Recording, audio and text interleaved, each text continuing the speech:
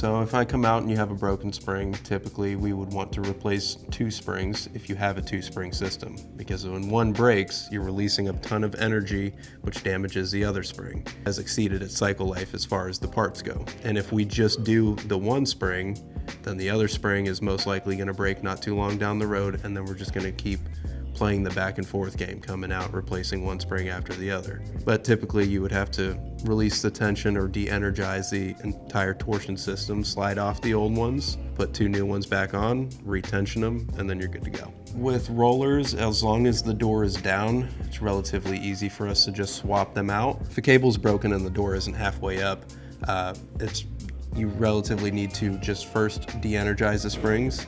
That way you don't have any tension on either of the cables, and then it's as simple as popping them off, slapping some new ones down on your bottom fixtures, running them all the way back up, adding a little bit of tension back, and then resetting those springs.